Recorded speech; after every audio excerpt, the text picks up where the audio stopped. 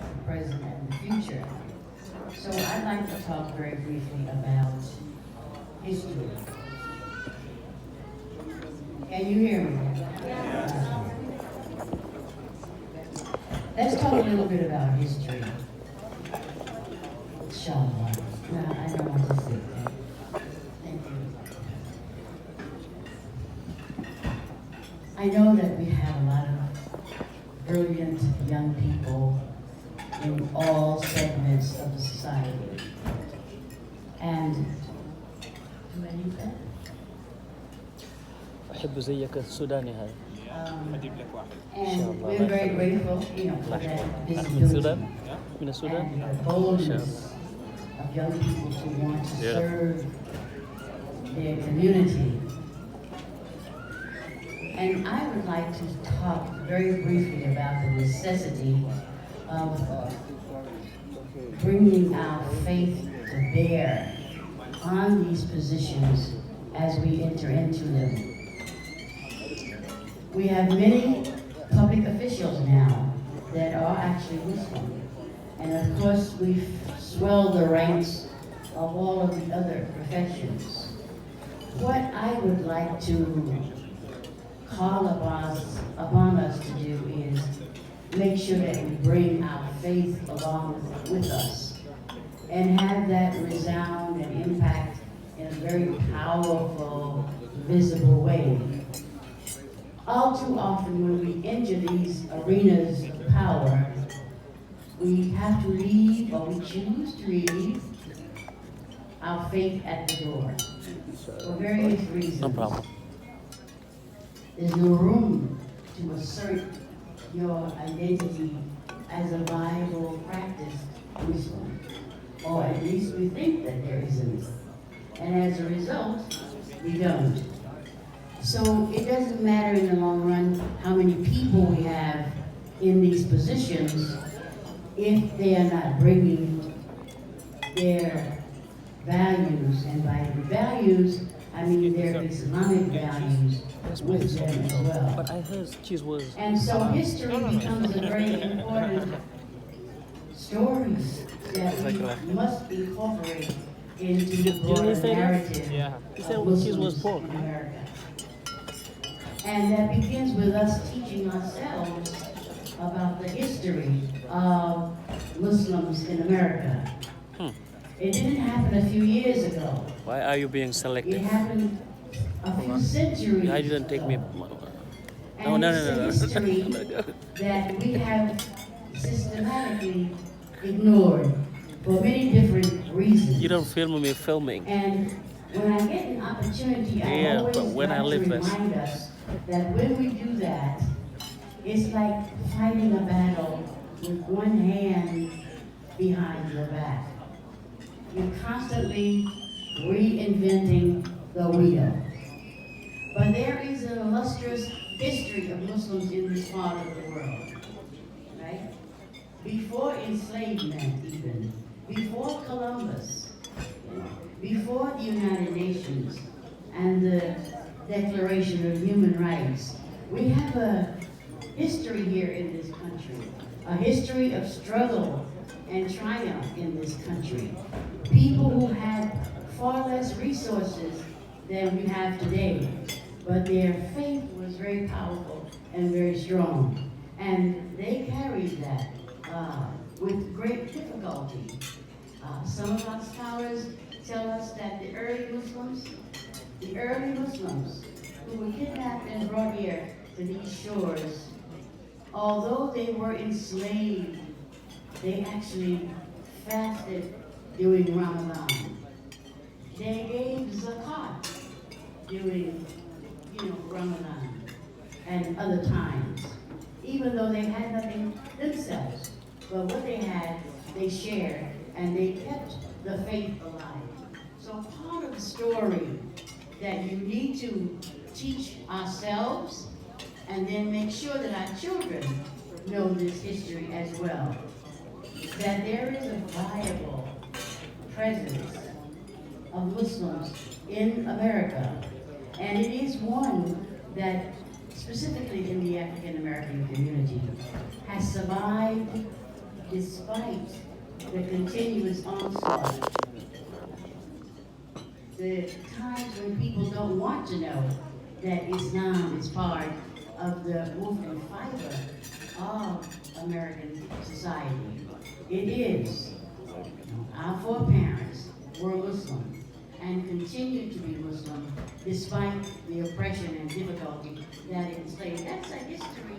That's a history that most of us don't know about, are not interested in, don't care about, or are afraid to embrace and amplify because of the narrative that persists and dominates, rooted in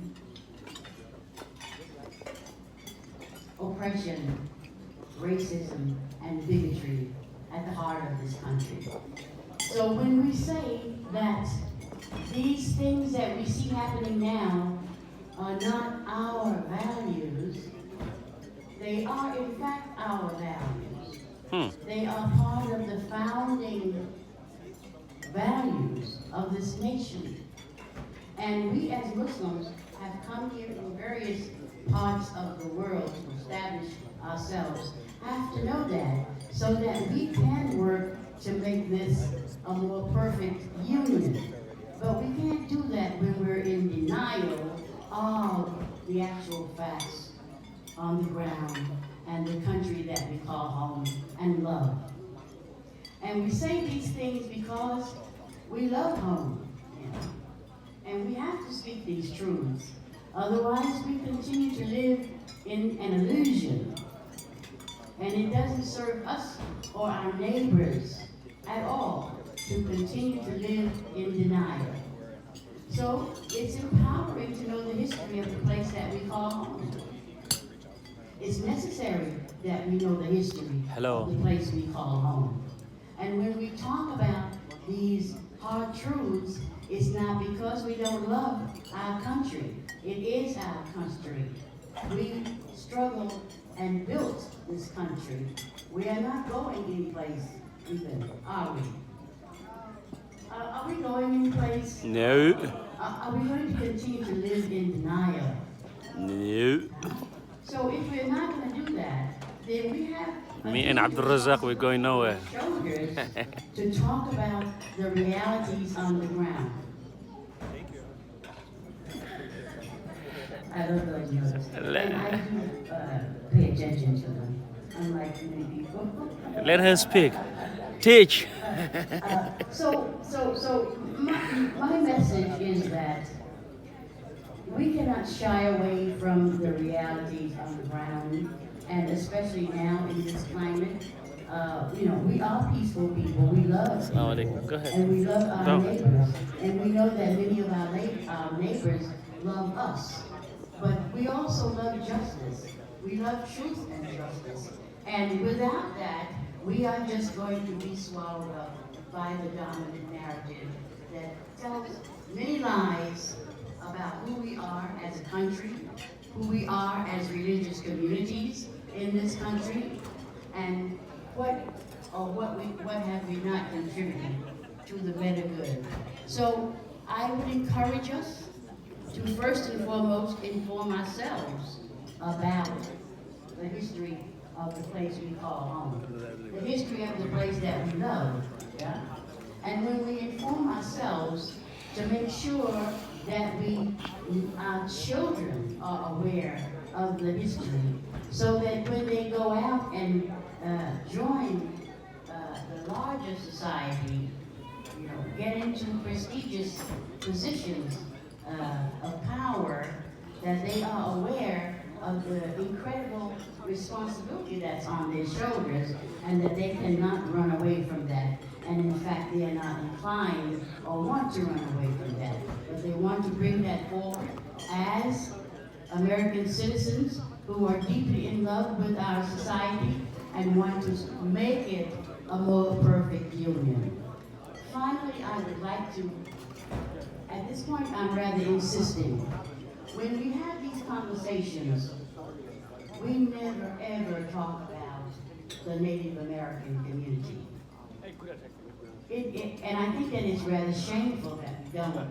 Given the fact that we're here in America, you know, we are in the United States of America, and we rarely, if ever, mention the Native Americans, invite them to any of our panels, you know, and it's not okay. And I think that we have a lot to learn and offer respect to the Native American communities. And lastly, the environment is on fire. You know, if we don't take care of our environment, all of the other social justice issues that we have won't matter at all, because we won't have a viable planet. And we have a lot to learn from the Native American communities about the environment, because they love the environment. So again, I would say, and I hope that I have not dampened any spirit, but encourage us to be bold in our articulation of what our vision is, what our responsibilities are as Muslims, as practiced Muslims in this country, that we cannot position ourselves close to power and ignore our fundamental principles as Muslims here in the West. So again, I'm with you wherever you want to start, but now's the time to start, inshallah. Assalamu alaikum. Assalamu alaikum.